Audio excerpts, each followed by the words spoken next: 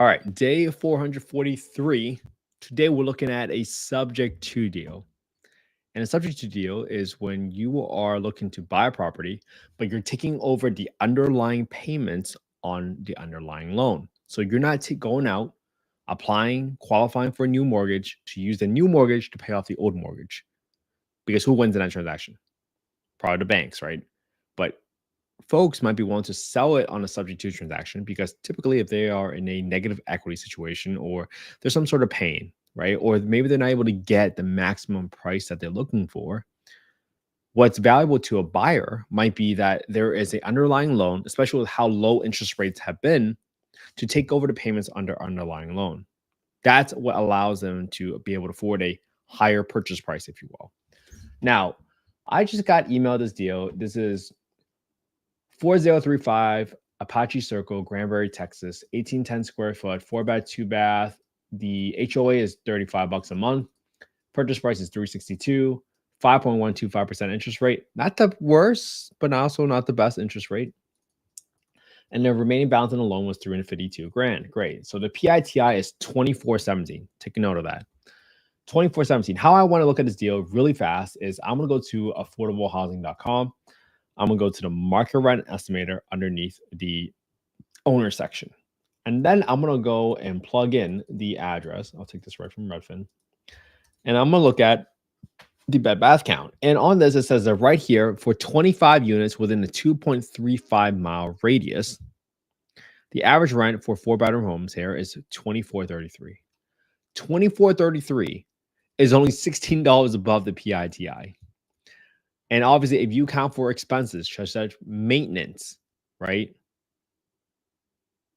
got maintenance, you have property management expenses, you have vacancy expenses, because guess what? That tenant's going to move out at some point. For your maintenance, you know for a fact that that roof is going to get replaced in 10, 15, 20 years. You know for a fact that a water heater is going to go out in 10, 15, 20 years. Same thing for your HVAC, your air conditioning unit. So if you go in with a zero, essentially a negative cash flow situation, because guess what? You probably take out about 25% of the total rent. And if it's $24.33, take out 25% of that, you're in a negative cash flow situation. So for me as an investor, again, this is not investment advice. I'm not soliciting any investments on this call. Just from there, from that quick Google, I can rule out this deal. Now, typically what you would do is you might go look at this property and you would say, okay, what is the county? So just like that, I want to make sure I showed you how fast I ruled out that deal. And it's been less than 3 minutes, but I went on a little long explaining other concepts. Now, if you understand what county this is in Hood County. If you Google HUD FMR, let's do that together. And you click on the first link, and then you click on access to small area FMRs, click on look up FY25 FMRs, go to Texas, and you go to Hood.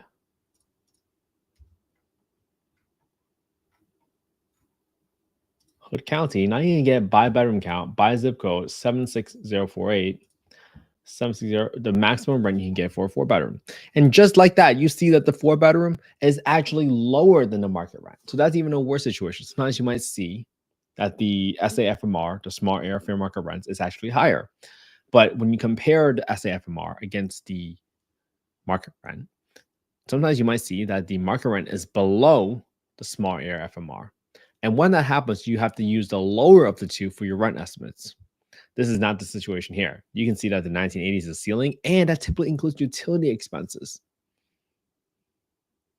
So if you're not providing utilities, your rent is actually lower than that. So just like that, I know that this is not a deal for my exit strategy personally. But if you want to look at how this number all shakes out, let's look at the condition of the home really fast. This home looks okay. Flooring looks okay. Doesn't need much painting. Yeah, the kitchen looks pretty good. I mean, this is a relatively turnkey. You might have one room that has some carpet I would take out. But for the most part, 2 rooms. You're not looking at a heavy rehab. Oh, there's even a pool. That's going to be expensive for insurance. Okay, so let's put in these details in here, right? So purchase price is $362,000, 362,000. And you can see why they're selling it, because they're selling it for above what they were listed at. They're selling for $362,000 when they were listed at 355. So that another situation why the seller would be want to go through a subject to transaction, which might be a little bit more complicated, but that's all right. Then I'm gonna go to my rehab calculator. And when I go here, I'm gonna set aside, let's call it $1,500 for the roof, just in case there's any issues I can't see from the photos in row 6. I got $5 for some landscaping, just in case there's something there. For my painting, I'm gonna do 1810. So I'll assume maybe just a third of the home needs some touch-up paint. And then for the flooring, I'm gonna assume I want to replace the carpet for maybe call it 25% of the home for those 2 rooms, $8 a square foot. I don't need to put in any other appliances. I got 2 high pressure flush toilets in here. The bathrooms look fine. I don't need to do any HVAC or water heater install based on the notes there. So I got about $7,800 of renovations on this property.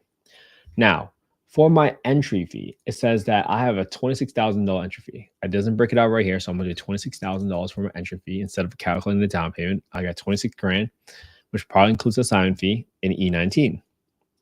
Now, for my financing amount, I'm going to type in the balance, which is 352,100 at 5.125% interest rate. They didn't give me the dates right here. I can probably look in details, but that's not important because all we care about right now is figuring out our cash flow number. So when we go over here and we know that the PITI right here is 2417, I'm going to do 2417. And then I'm going to divide that. I'm going to subtract that by my principal and interest portion of the subject to loan. That leaves me about $500. That's what I'm assuming I'm using for my property tax number, and also at the same time,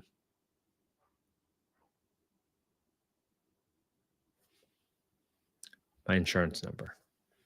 But I'm going to add extra $30 because I'm assuming someone was living there as a primary residence property. So I'm going to add extra $30 because if you change it from a primary residence property to an investment property, chances are there's going to be additional premium in there. Okay.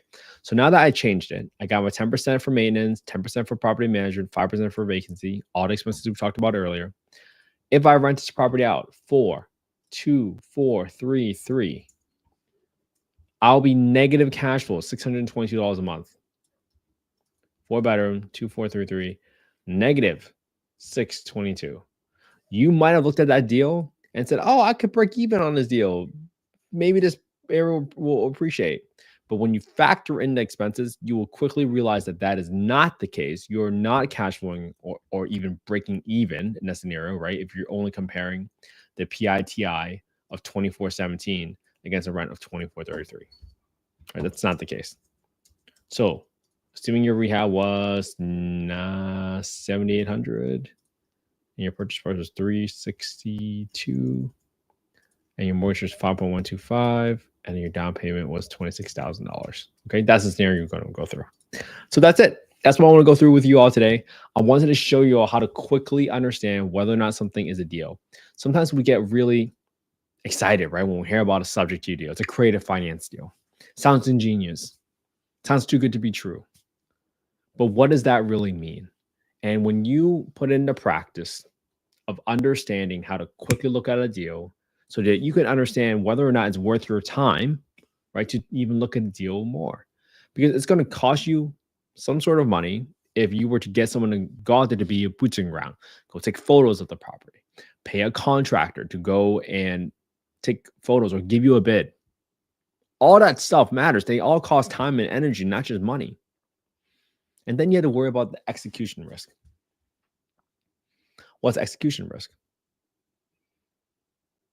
It's what are the chances of that person showing up and doing what he or she said they were going to do? What happens when you fail inspection for Section 8 and now you got 2 extra months of holding costs? What happens if they open up the wall and they find something wrong? What if the tenant trashes your home? Whether that's market rate or Section 8, doesn't matter. The chances are still there. It's not zero.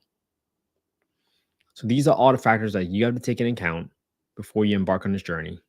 And learning how to run the numbers is probably one of the first things you want to understand. Because if you don't have the liquidity to sustain what might be a worst case scenario and have a bunch of holding costs, you might be putting yourself in a really bad position. And I hope you don't do that. All right. I hope this was interesting. I hope this was helpful for everybody. If you guys want to copy the spreadsheet that we talked about today, you can go to affordablehousing.io, go to the Get Deal Analysis tool, put in your name, email, your phone number. That's the fastest way for you to get a copy of the spreadsheet. All right. And then after that, I hope you analyze the same deal I analyzed today. All right. Using the same spreadsheet, and then put it on your own YouTube channel. All right. Speaking of YouTube, I just released a new podcast episode talking about structurally insulated panels. Great guy, Travis, talks a lot about his company and how he's saving developers and builders 50% on labor, cutting out all steps of process. Super innovative. It's been around for a while. It's not completely new technology, but check it out. All right. I hope you all have an amazing Monday. Spend some quality time with your family and friends today, because that's what life is all about. Thank you so much for caring about affordable housing, guys. Without people like you, I would never have the home I grew up in. So I appreciate you all so much, more than you know. Thank you so much for being a part of this. Thank you always for participating, for the chats, for the comments. Thank you, thank you, thank you. Have a good one, everybody. I'll see you all tomorrow.